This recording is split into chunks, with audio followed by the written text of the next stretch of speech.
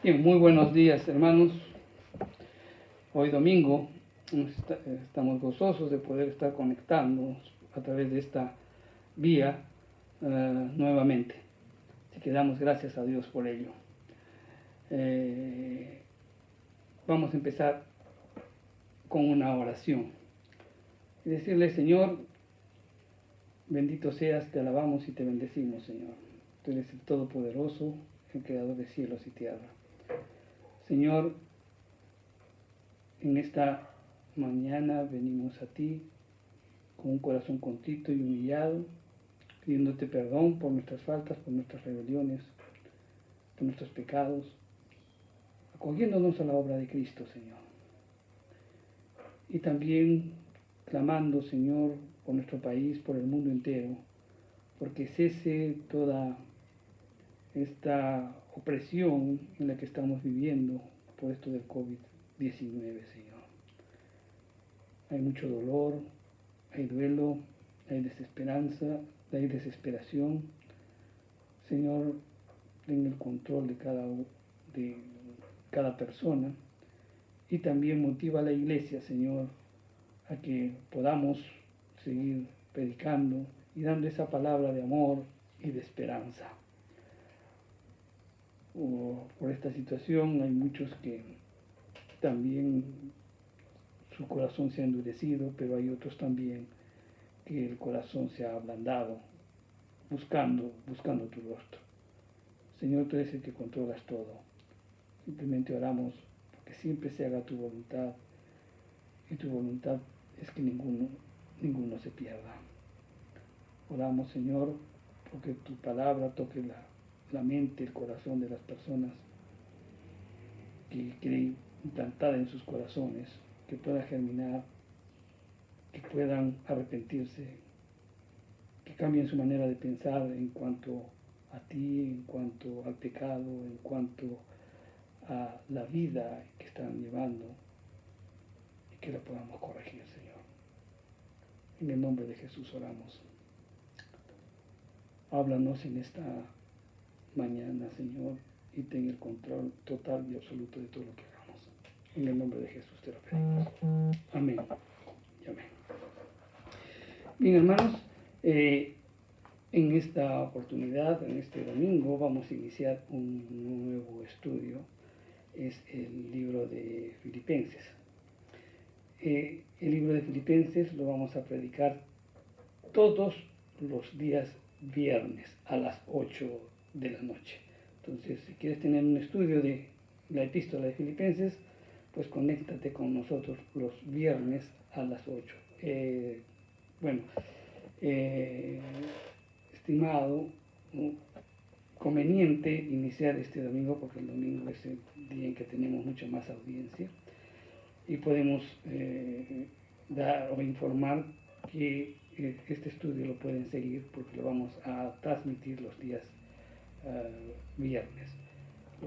Todos los domingos pues tenemos nuestras prédicas habituales, y bueno, yo reiniciaré el libro de Mateo, que lo vengo predicando todos los domingos. Así que vamos a dar inicio entonces a este libro, o a esta epístola de Filipenses, que fue escrito por Pablo. La característica de este libro es que, tan igual como la de Efesios y la de Colosenses, fue escrita cuando Pablo se encontraba en prisión, ¿no? Y a pesar de que estaba en prisión, pues esta carta como que arroja un perfume, ¿no?, de gozo y de paz, pero dentro de un contexto de sufrimiento. El mundo de hoy, por ejemplo, está saturado de secularismo, de incredulidad, de materialismo, y muchas veces ese materialismo está acompañado de lujos. Entonces, uno puede pensar y dice: bueno, esta epístola, que fue escrita por un hombre que estaba en prisión, ¿qué relevancia puede tener para mi vida?, ¿no? Pero lo cierto es que esta epístola de Filipenses revela pues el triunfo del apóstol Pablo en medio de los sufrimientos, ¿no? Y sacude pues al mundo de esa superficialidad en que vivimos, y nos pone, pues, como quien dice, cara a cara con los valores espirituales. Esos valores espirituales que satisfacen el corazón y que nos dan gozo y también nos dan paz, de una manera en donde la comodidad o placer, que ninguna comodidad y placer no nos puede dar. Realmente nos confronta esta epístola. En esta epístola existe abundancia de expresiones de alabanza, de confianza y de regocijo, ¿no? Para aquellos que buscan profundidad en las cosas espirituales, para aquellos que buscan una verdadera intimidad con nuestro Señor Jesucristo, y también para aquellos que tienen o quieren tener una vida que cuenta pues para la vida eterna, obviamente esta epístola tiene mucho que hablarnos. Hay tesoros escondidos ahí que pues si los descubrimos nos vamos a sentir los hombres más ricos. En esta epístola hay continuas exhortaciones a gozarse, a mantener el amor entre los hermanos y también para evitar o que evitemos cualquier cosa que atente contra la unidad de la iglesia. Y también nos invita a alcanzar las metas de paz, de gozo y de comunión con nuestro Señor Jesucristo. Conforme vamos a ver mucho más adelante, el apóstol Pablo mantuvo el gozo y la paz, aún estando en prisión. ¿Por qué? Porque él entendió claramente de que Cristo es nuestra vida. En el capítulo 1, el verso 21 dice, porque para mí el vivir es Cristo y morir es ganancia. Muchas veces cuando hemos leído este versículo lo hemos considerado, o algunos lo han considerado, como que si fuese un grito desgarrador de alguien pues que estuviese harto de la vida y que a las justas está esperando morir para irse al cielo, ¿no? Como que ya no podía soportar más la situación por la que venía pasando. Es cierto que Pablo estaba en dificultades, tenía presiones, tenía problemas, deseaba ardientemente ir al cielo como cualquiera de nosotros, ¿no? Pero no era como una especie de escape, ¿no? Me quiero morir para irme al cielo. Y muchas veces hemos utilizado esa expresión, sobre todo en momentos difíciles para enseñar, y muchos toman la última parte de este versículo, para nosotros la muerte es ganancia, y con eso queremos obtener un consuelo. Pero realmente no es así, ¿no? Si nosotros examinamos y cuidadosamente meditamos lo que Pablo nos quiere decir, pues es algo más profundo. Vamos a parafrasearlo un poquito para que lo podamos entender. Lo que Pablo está diciendo en realidad es, miren, no sé qué escoger. Para mí, vivir es tener a Cristo. Morir es ganar el cielo. Pero si tengo que escoger, no sé con qué quedarme. El vivir es experimentar a Cristo. Cristo es mi vida. Y la vida es una continua aventura en donde hay problemas, hay dificultades, hay alegrías, hay tristezas. Pero realmente para mí la vida es una aventura, una emoción. Y apenas puedo esperar para vivirla. Eso es lo que nos está diciendo Pablo. Y eso no nos hace pensar que él estuviera harto de la vida o quisiera morir para salir, o que quisiera escapar de las circunstancias, ¿no? Pablo Es como si a los filipenses les escribiera y les diría, miren, yo sé que ustedes se han enterado que estoy preso. No sé, pero no se preocupen, no se preocupen. No me siento deprimido, porque estas circunstancias han permitido que el Evangelio siga avanzando. Y este Evangelio que llegue hasta Roma. ¿Y por qué lo decía? Porque, Filipos era una colonia de Roma. Entonces, todo lo que pasara, lo que iba a pasar en el juicio, iba a impactar en la vida de todos los creyentes. Y Pablo se sentía feliz y gozoso por ello. ¿Por qué? Porque su vida era Cristo. Hay muchas circunstancias por las cuales nosotros podemos perder el gozo. Hay muchos motivos por los cuales nosotros podemos perder el gozo. Uno es las circunstancias, ¿no? Puedes estar hoy tranquilo cuando de repente te enteras que perdiste el trabajo, o un accidente de un pariente muy cercano tuyo, o una noticia de una enfermedad terminal, etcétera, etcétera. Cualquier circunstancia te puede hacer perder el gozo. También pierdes el gozo por las personas. Nosotros continuamente interactuamos con las personas. Hay personas que nos hieren, que nos lastiman, que nos ofenden, que dicen cosas que no debieron decir o gestos que nos hieren, que nos lastiman. Y perdemos el gozo. Ahí también perdemos el gozo por las cosas. Estás tranquilo, feliz cuando de repente se rompió el televisor, se rompió un plato, etcétera, etcétera, y pierdes el gozo. Mi esposa decía, más vale un plato roto que un corazón roto. ¿No? Perdemos el gozo, lastimamos, ofendemos por la persona que rompió las cosas, o lastimó, o las robó, etcétera, etcétera. Y también perdemos el gozo por las preocupaciones. A veces nos preocupamos más de lo que deberíamos, ¿no? Entramos en una ansiedad también. Y eso también nos hace perder el gozo. Pablo describe 4 actitudes mentales que producirían gozo a pesar de las circunstancias, a pesar de las personas, a pesar de las cosas, a pesar de las preocupaciones. Y eso lo describe en toda la epístola. ¿Cómo hacerlo? En el capítulo 1 te dice, ten una mente sumisa. En el capítulo 1 te dice, ten una mente sencilla.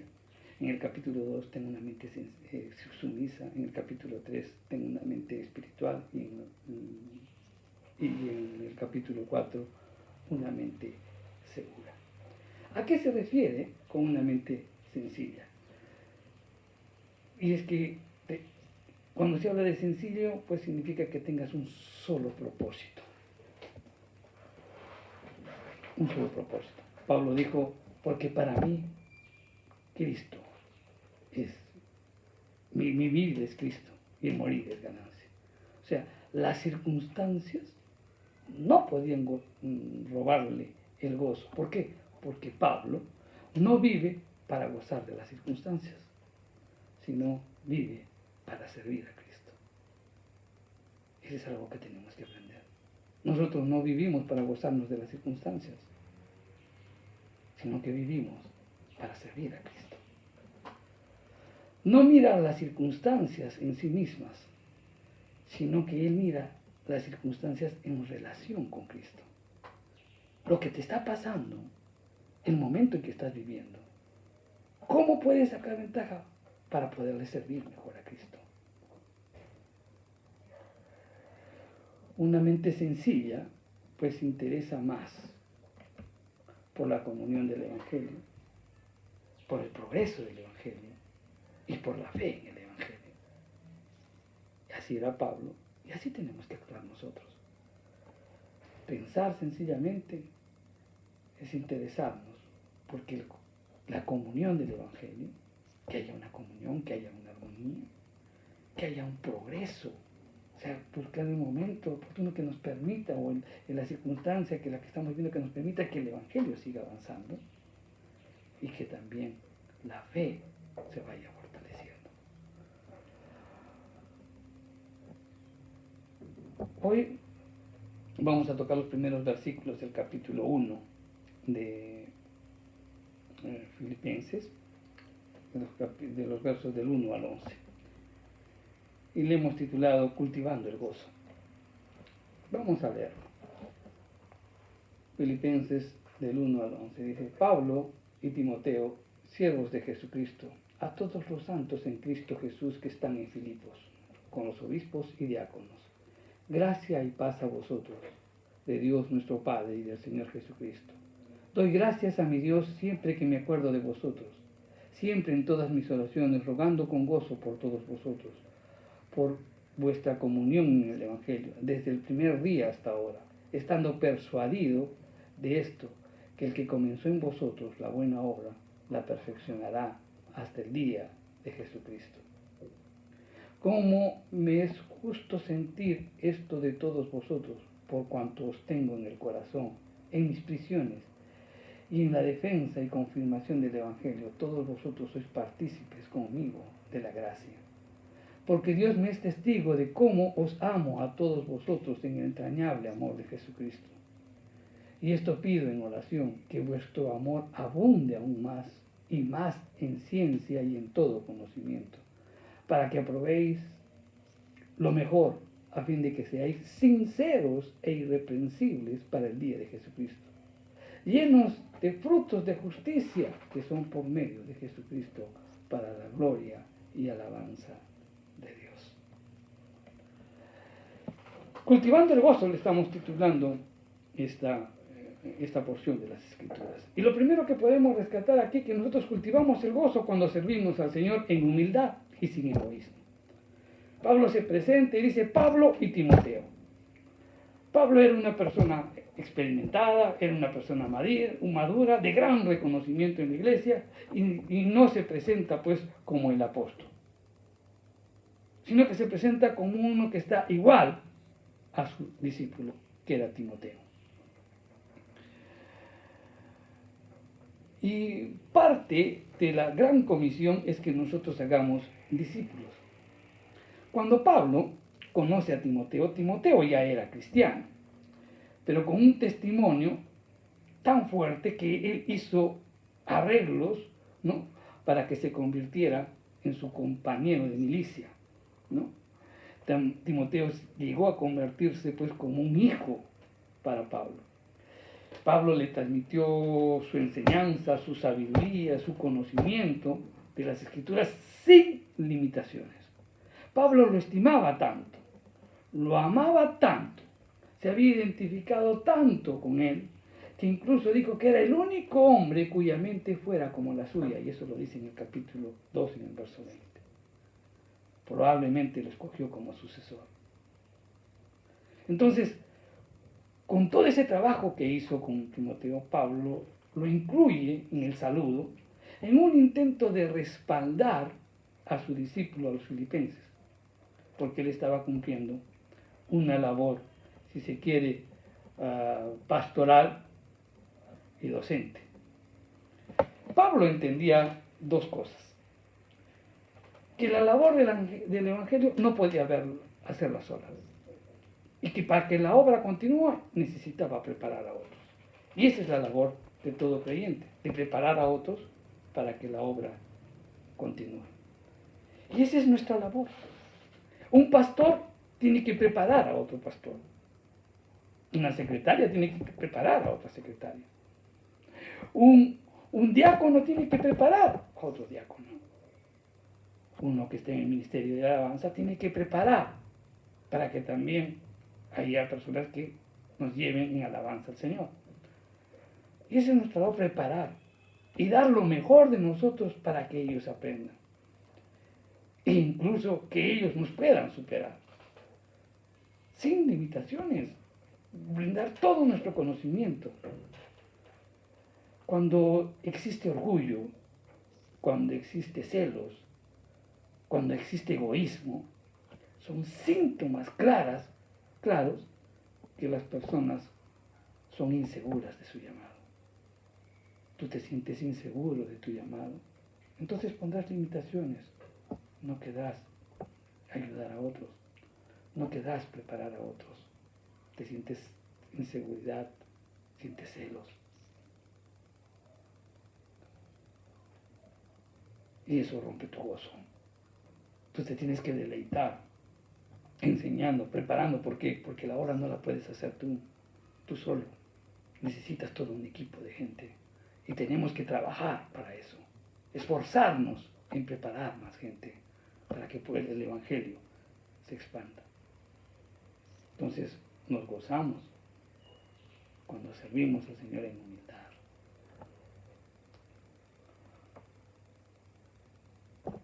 Cultivamos el gozo también cuando en humildad y sumisión reconocemos el señorío de Cristo.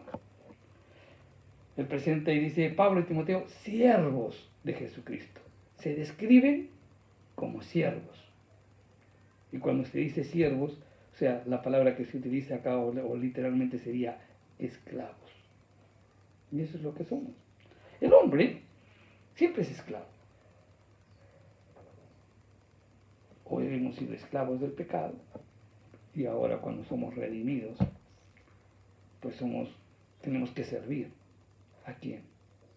A nuestro amo, a quien nos rescató, a quien le pertenecemos. Y en este caso es nuestro Señor Jesucristo. Veamos cuáles son las características de un esclavo para que podamos entender por qué a veces perdemos el gozo. Mire, un esclavo era propiedad del amo, exclusivamente del amo. El esclavo era de total posesión del amo. Pablo fue comprado y poseído por Cristo. Cristo lo había mirado, lo había visto en esa condición depravada, pero al mismo tiempo Dios o Jesús lo miraba y decía, a él lo necesito. Cristo lo miró, lo amó y lo compró. Es posesión de Cristo, igual que tú, igual que yo. Somos posesión de Cristo. Él es el amo. Nosotros somos sus siervos. Otra característica es que el esclavo existía para el amo y no tenía otro motivo de existencia. O sea, no tenía ningún derecho personal. Existía únicamente para Cristo. Sus derechos eran los derechos de Cristo. Eso es lo que también tenemos que aprender. Muchas veces exigimos muchos derechos, pero nuestros derechos tenemos que luchar por los derechos de Cristo. Nosotros le pertenecemos a Él, únicamente a Él. El esclavo servía a su amo y existía para el propósito del servicio. Estaba a disposición del amo en todo momento. Cada uno de nosotros estamos a disposición de nuestro Señor Jesucristo en todo momento. No cuando tú quieres, no cuando a ti te place, sino cuando Él lo disponga. Él muchas veces te dice, y generalmente sucede eso, que a veces estamos en oración y nos dice que podamos hacer alguna cosa y siempre, Señor, confírmame, reconfírmame, esto, el otro. ¿Por qué? Pues no lo queremos hacer.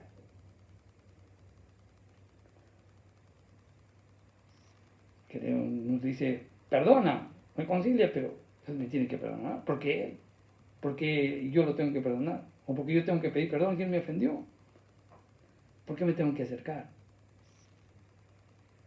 Siempre queremos hacer o queremos vivir de nuestra manera, pero Él es el Señor. Él es el amo. Tenemos que vivir exclusivamente para Cristo, día tras día. La voluntad del esclavo le pertenecía al amo. No tenía ninguna voluntad ni ambición que no fuera la voluntad y la ambición del amo. El esclavo era completamente servidor del amo y le debía obediencia total y absoluta al amo. Pablo le pertenecía a Cristo. Luchó y peleó para llevar todo pensamiento cautivo a la obediencia en Cristo. Cuando realmente uno lee 2 de Corintios 10, 3, 5, ahí podemos entender dentro de ese contexto lo que Pablo nos está diciendo. Dice, mientras estamos en la carne, no militamos sino en la carne, sino que tenemos nuestras armas poderosas en Dios, ¿no? Capaces de destruir fortalezas, ¿no? Para derribar todas fortalezas, ¿no? Y derrumbar todo argumento y altivez que se levante contra el conocimiento de Cristo, llevando cautivo todo pensamiento a la obediencia en Cristo, llevando cautivo todo pensamiento. Miren la profundidad. Pablo por eso vivía. O sea, todos esos pensamientos que querían de que él viva una vida independiente, una vida en donde busque su beneficio propio, pues él luchaba contra eso y quería llevar todo pensamiento cautivo. ¿Por qué? Porque él es el esclavo. Y Jesús es el Señor. Y otra de las cosas que tenemos que entender es que el esclavo de Jesucristo es la posición más elevada, más honrada y la mejor en todo el mundo. Los grandes siervos del Señor, o los grandes personajes, fueron llamados como esclavos, siervos. David, Moisés, Isaías, a tantos que podemos ver en la Biblia. Es una posición muy elevada, la más honrada, y todos fueron honrados porque sus nombres están escritos en la Biblia. A veces no entendemos mucho el señorío de Cristo. El Evangelio de Juan nos narra o registra un episodio muy interesante que nos puede hacer meditar al respecto. En Juan 13:13 dice, Jesús está hablando y dice, vosotros me llamáis maestro y señor. Y decís bien, porque lo soy, dice. Pero en el verso 14 es interesante porque dice, pues si yo, el señor y maestro, cambia el orden. Ustedes piensan que soy maestro y señor. Y dice Jesús, sí, yo lo soy. Pero primero soy señor y después soy maestro. Puso en orden las cosas. Primero es el Señor. Y Señor en el griego es amo, dueño. Hoy muchos pierden el gozo. ¿Por qué? Porque no aceptan el señorío de Cristo. Y hoy más que nunca existe una gran necesidad de entender que nosotros somos esclavos de Cristo y debemos hacer la voluntad de Él.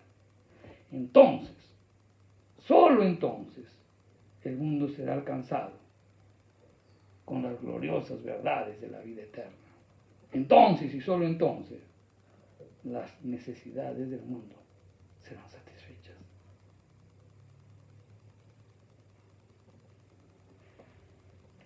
Dejemos que el Señor gobierne nuestras vidas.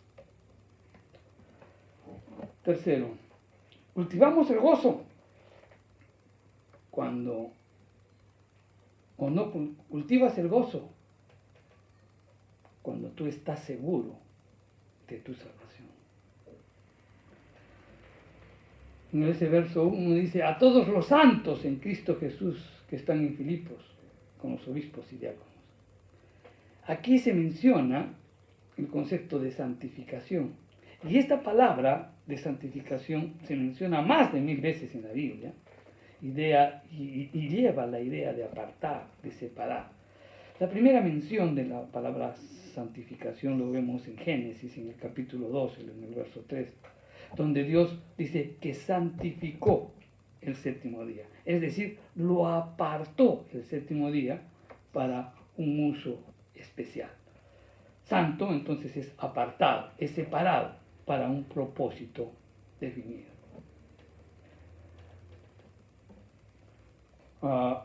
cuando leemos las escrituras vemos de que continuamente pues el Señor ha estado separando, ¿no? Los sacerdotes, por ejemplo, eran santos, eran separados porque eran escogidos como siervos de Dios.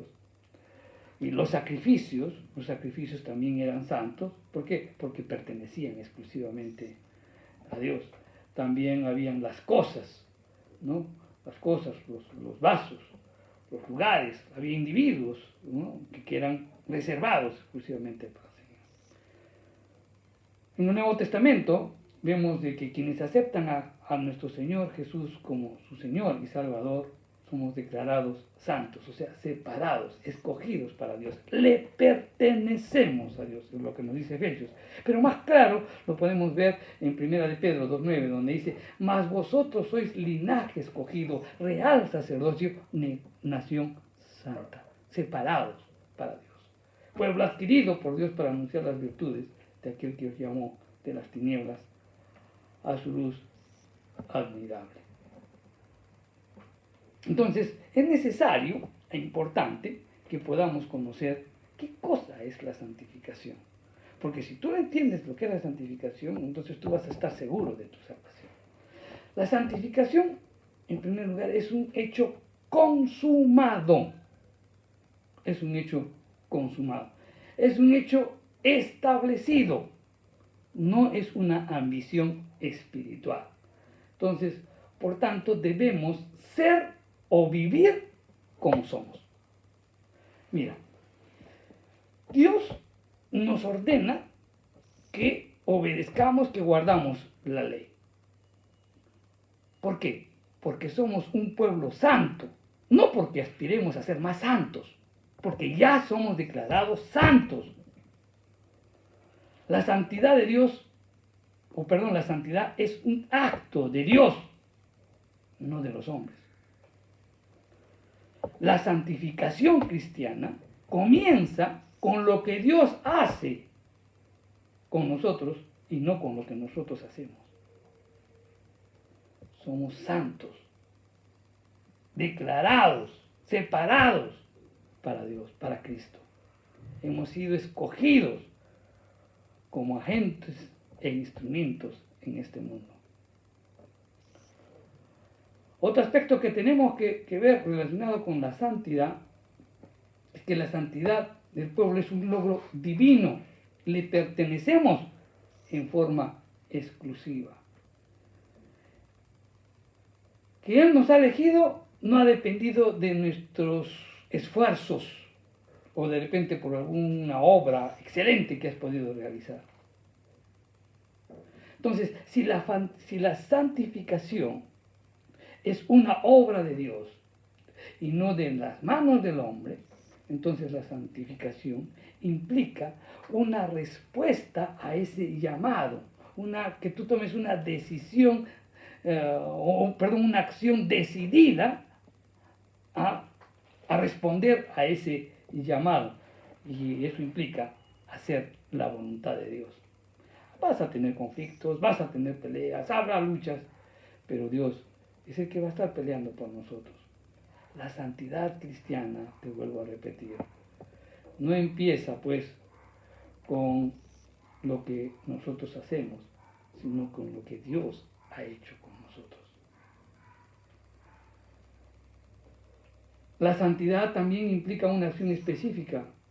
La relación con Él es un compromiso exclusivo, pues obviamente no puedes pactar, porque tú estás viviendo exclusivamente para Dios. No puedes asumir otros pactos, otros compromisos. No puedes pactar con el pecado. La santificación prohíbe, pues, la fidelidad a dos señores, porque también o vas a amar a uno o vas a desechar a otro. La santificación implica adoración exclusiva, servicio exclusivo a quien te lo dio. Entonces, ahí entendemos la gracia y la paz. Mira, Dios te llamó, te escogió, te santificó, no porque tú hayas hecho algo espectacular, algo bueno. Dios te declaró santo. Lo que Dios abre, nadie lo cierra. Y lo que cierra, nadie lo abre. Por esa razón, la salvación no se pierde. La salvación empieza por lo que Dios hace contigo. Ahora, si tú has sido declarado santo, tienes que vivir como santo. Y eso implica dejar el pecado. El Señor va a venir, dice, por una iglesia sin mancha y sin arrugas. Todos tenemos manchas, todos tenemos arrugas. A través de las circunstancias, a través de los problemas, a través de todo lo que estamos viviendo, Dios viene limpiándonos y sacando las arrugas y sacando todas las manchas, sacando el pecado en nuestras vidas. Sobre todo aquellos que están dentro de nosotros y que nos cuesta renunciar a ello. Pero no tenemos el arras del Espíritu Santo, la garantía del Espíritu Santo que empieza la obra y nosotros la va a terminar. Entonces, si tú te murieras hoy, todavía eres imperfecto, pero el Espíritu Santo completará la obra para que puedas estar arriba. Y si viniera el Señor hoy y hubiera el arrebatamiento, justamente cuando estamos subiendo, el Espíritu Santo debe completar la obra. Tú tienes que estar seguro, porque la salvación es por gracia. Y eso es lo que dice el apóstol Pablo cuando menciona las palabras de gracia y paz, lo hace en ese contexto. Por eso adquiere un valioso significado, porque está hablando de la salvación cristiana, que es un favor inmerecido de Dios, pero dado a los que han confiado en Cristo. Y como resultado de eso, tienes paz para con Dios por medio de Jesucristo. Y esa paz de Dios es una paz sobrenatural que te va a dar una tranquilidad interior producida por el fruto del Espíritu Santo. Entonces, cultivamos el gozo cuando entendemos la santificación, cuando entendemos la gracia, cuando entendemos la paz de Dios. Y todo eso a través de Jesucristo.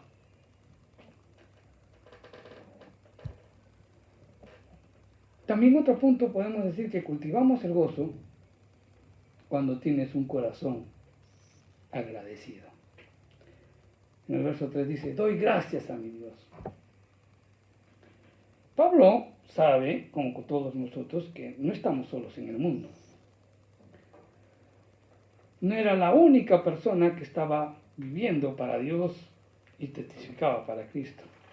Él pertenecía a una familia de creyentes que Dios la estaba constituyendo, que Dios la está formando. ¿No? Y todos ellos viven también para testificar de Dios, sobre todo que es en este mundo perdido que tanto lo necesita. Pablo se encontraba en una prisión en Roma. Estaba a gran distancia de los filipenses. Él no contaba con su presencia. Todo lo que tenía era un recuerdo, el recuerdo del tiempo que pasaron juntos. Obviamente, Pablo recordaba su amor, Pablo recordaba el cuidado, el apoyo de ellos, y eso hizo que su corazón se infle de agradecimiento hacia ellos. Y entonces le agradece a Dios por ellos. Y entonces aquí encontramos una reflexión, ¿no? Si Pablo agradeció a Dios por los creyentes de Filipo que estaban fuera del alcance de él, que estaban lejos de él, ¿cuánto más nosotros deberíamos agradecer por las personas con las que interactuamos continuamente? Muchas veces lo que recordamos son las cosas malas con las que hemos interactuado. Pero Pablo recordaba las cosas buenas y los extrañaba. Y eso le daba gozo.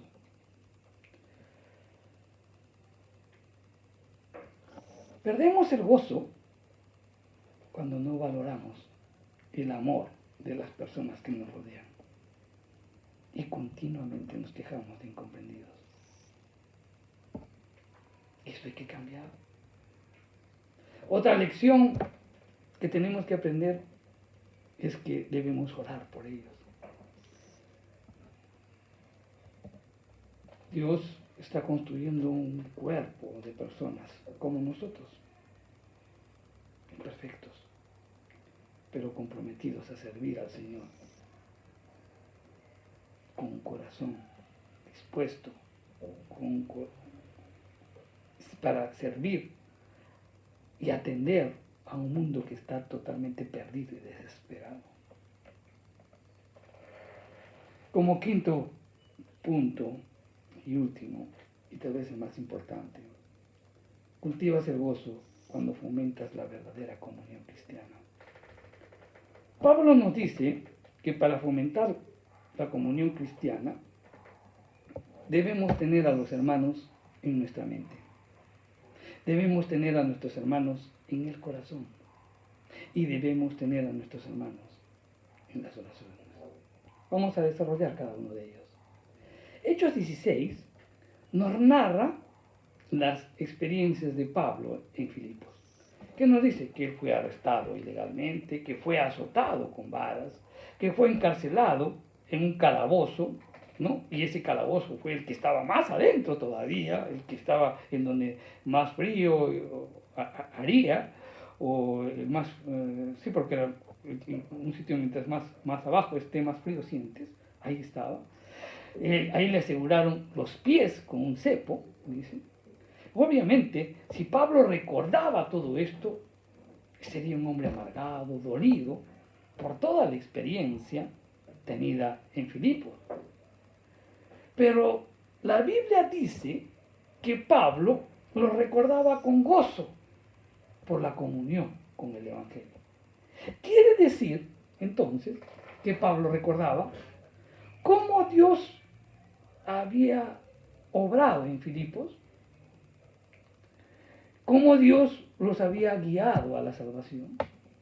Él recordaría el encuentro con Lidia, cuando lo lleva a su casa, cuando lo invita a comer. Él recordaría la formación de la iglesia. Él también recordaría cómo una mujer fue liberada de un espíritu de adivinación, que todo el tiempo lo estaba perturbando a Pablo, y Pablo pues simplemente echa fuera ese espíritu de adivinación. Y ese bien le costó pues que lo encarcelaran ilegalmente, ¿no? Pero él no recordaba eso, lo que recordaba es que esa prisión que estuvo, en la prisión que estuvo ilegalmente, le dio la oportunidad de presentar el Evangelio al carcelero. Y el carcelero se encuentra con Cristo. Y no solamente él, sino que toda su familia. Y de ahí nace la oración que muchos repiten: cree en el Señor Jesús, tú y tu casa serás salvo. También recordaría su sensacional liberación. También recordaría ese desarrollo que tuvo la iglesia, ¿no? Y obviamente también el cariño hacia él de parte de muchos miembros de la iglesia, porque había sido demostrado en varias oportunidades, porque Filipos en varias oportunidades fue el que sustentó el ministerio de Pablo.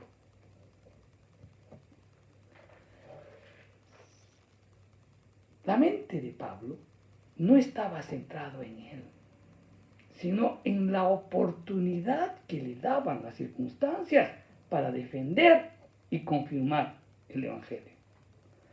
Pablo sabía que la obra que empezó el Señor Jesús en Filipos, estaba seguro que la completaría y la continuaría, que la continuaría y la completaría. Y eso lo dice en el verso 6.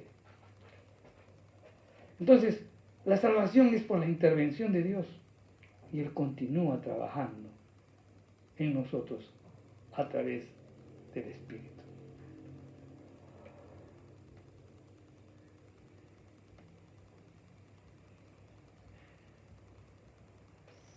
La salvación implica tres aspectos. En primer lugar, la obra de Dios que hace por nosotros, y eso implica la redención.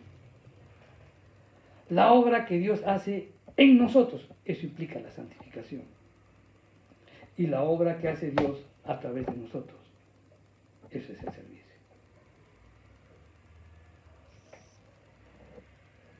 Entonces, para Pablo, es una fuente de gozo saber que Dios, que primero redimió a los filipenses, que los santificó, los separó, los reservó para Él y que los estaba capacitando para el servicio. Entonces Él se gozaba y miraba cómo Dios estaba actuando y obrando en la vida de cada uno de ellos. ¿Sabes? Y eso también nos invita a reflexionar hoy. Estamos en una etapa en el COVID, estamos por esta pandemia del COVID-19, estamos en casa. Y entonces muchos de repente estamos quejándonos que estamos en casa, que no podemos salir, que no podemos disfrutar, que no podemos hacer nuestras diversas actividades. Pero es cuando tú te centras en ti mismo. Nosotros deberíamos estar pensando que esta es la gran oportunidad para poder predicar el Evangelio y le damos gloria a Dios por ello. Porque a pesar de habernos reducidos en las casas, hoy por ejemplo estamos predicando a través de las redes sociales y hay mucha más gente que nos mira que antes. Y debemos estar gozosos porque el Evangelio se viene extendiendo. No estamos quejándonos de las circunstancias, no estamos viendo lo negativo de esto, sino que nuestra mente está en Cristo porque Cristo es nuestra vida. Es tu vida y la mía. Entonces debemos regocijarnos de lo que Dios va a hacer. Mucha gente está escuchando el Evangelio, mucha gente va a ser tocada, mucha gente va a ser redimida, mucha gente va a ser santificada y después va a seguir actuando, involucrándolos en el servicio. Y eso es lo que nos invita, nos hace reflexionar estos momentos. No perdamos el gozo. Tengamos en nuestra mente a nuestros hermanos. No miremos las circunstancias, miremos lo que podemos hacer en esas circunstancias. No solamente hay que pensar en ellos, sino que también hay que tenerlos en el corazón. El amor sincero de Pablo por sus hermanos en Cristo fue algo que no se podía esconder. ¿Por qué? Porque el amor cristiano es la evidencia de la salvación. En 1 Juan 4:14 decimos, nosotros sabemos que hemos pasado de muerte en vida. ¿Cuándo sabemos eso? Cuando amamos a los hermanos. Pablo estaba sufriendo por ellos y las cadenas eran pruebas de su amor.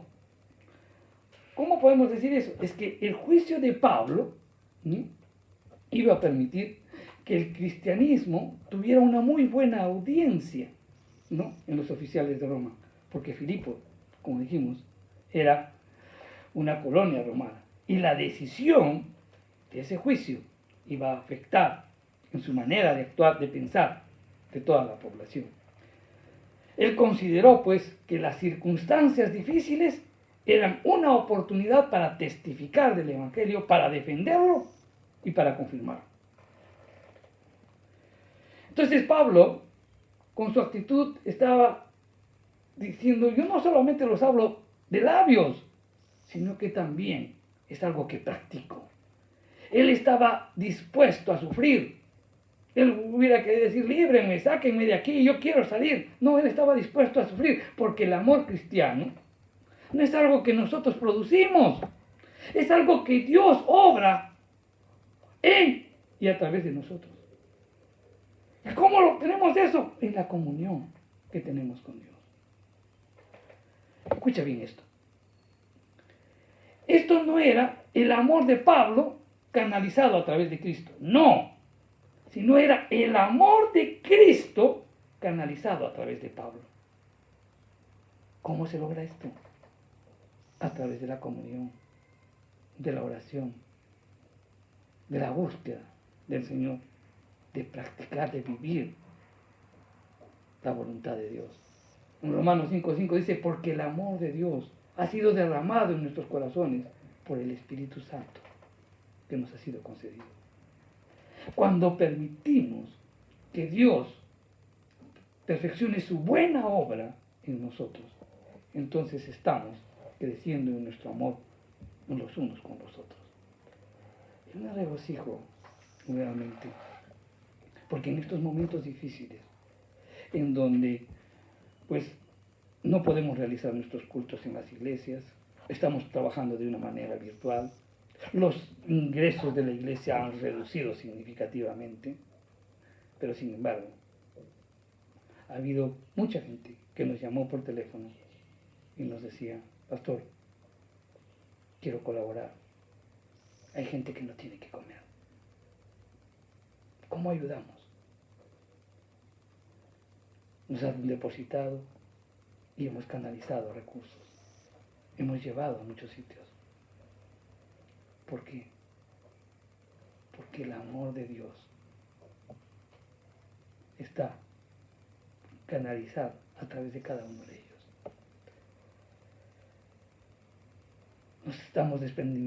Estamos aprendiendo a desprendernos de nosotros mismos. Ya no solo pensamos en nosotros, sino que esta circunstancia nos está haciendo vivir a Cristo y por tanto somos solidarios y empáticos con las personas que no tienen recursos. Estamos ayudando. Ayúdanos a ayudar.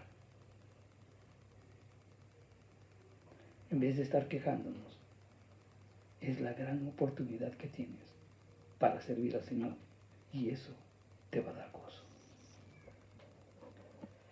Ahora, no solamente tienes que tenerlos en tu mente, no solamente tienes que tenerlos en tu corazón, sino que también tenemos que tenerlos en nuestras oraciones.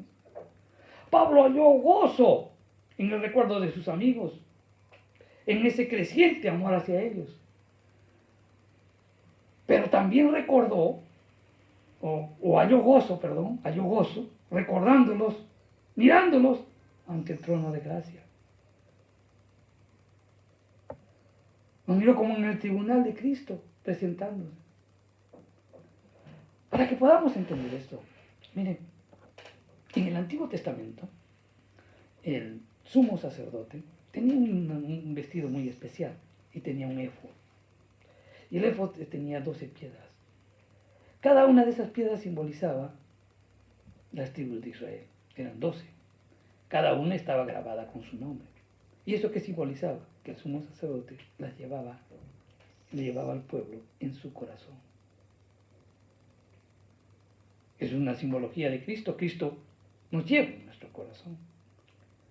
Pero también eso implica que tú y yo también debe tener guardado en nuestro corazón a cada uno de nuestros hermanos. Pablo tenía pues a toda la grey de Filipo en su corazón. Y entonces él invoca, ora, clama a Dios. Pero en esa invocación, y eso, él comienza a registrar cuán grandemente los ama en ese entrañable amor de nuestro Señor Jesucristo. Él comienza a registrar, quiere que quede evidencia de cómo orar en favor de tu hermano. Y esto porque prestemos atención, porque realmente te va a romper los esquemas de cómo orar. En primer lugar, Pablo, antes de seguir, creo que meditemos lo siguiente. ¿Ustedes creen que la congregación de Filipo no tendrían problemas? ¿Habría necesidad? ¿Habrían confusiones? ¿Habrían pleitos? ¿Habrían de repente deseos? De repente uno querría tener un caballo, de repente un carruaje, o sandalias nuevas, etcétera, etcétera. Como cualquier necesidad o en la iglesia, porque siempre vas que quieres un carro, que quieres lo otro, etcétera, etcétera. Habría necesidades. Pero ¿en qué se enfoca Pablo? Ahí está la lección. En primer lugar, Pablo pide que el amor abunde en conocimiento y en buen juicio. O sea, en primer lugar pide que crezca el amor entre los creyentes. Debe crecer ese amor de los unos por los otros. Ese es el primer deseo de Pablo. En segundo lugar, quiere que crezcan en conocimiento.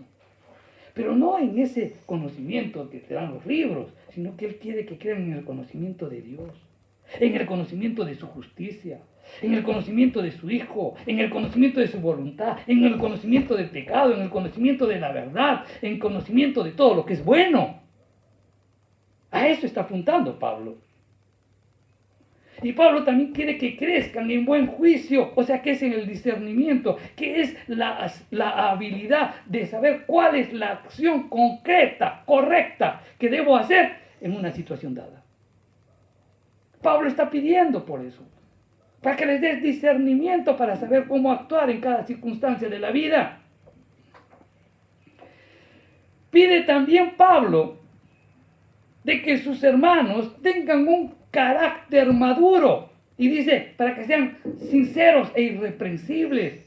O sea, oró para que sus amigos tengan una clase de carácter que les permita pasar la prueba. Y es que cuando un hombre no tiene carácter, no puede pasar las pruebas. Continuamente caemos, nos resbalamos, y Pablo sabía de ello. Por eso decía, lo más interesante es que ellos tengan carácter, que sean firmes en sus propósitos, en sus objetivos, en sus principios. Eso era el anhelo de Pablo.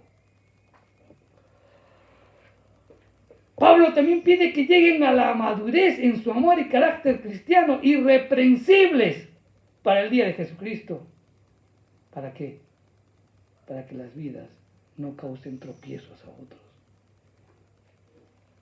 No solamente pide, entonces, que tengan un carácter, sino que también alcancen la madurez, porque esa madurez les permitirá que no sean tropiezos para otros, para aquellos que están empezando. Pablo también quiere que lleguen a la madurez, pero en el servicio cristiano. Entonces quiere que seamos llenos del Espíritu Santo y que sean fructíferos.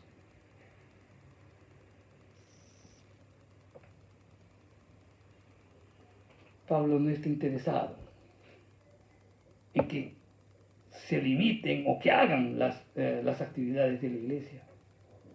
No, Pablo va mucho más allá, sino que quiere que den fruto espiritual, ese fruto que damos cuando tenemos comunión con Cristo. Jesús dijo en Juan 15:4, permaneced en mí y yo en vosotros. Como el pámpano que no puede llevar fruto por sí mismo, si no permanece en la vid, así tampoco vosotros, si no permanecéis en mí. Pablo oraba para que demos ese fruto. Ese fruto que solamente nos puede dar esa comunión con el Señor. ¿Cuál es la diferencia entre un fruto espiritual y una actividad religiosa? ¿Cuál?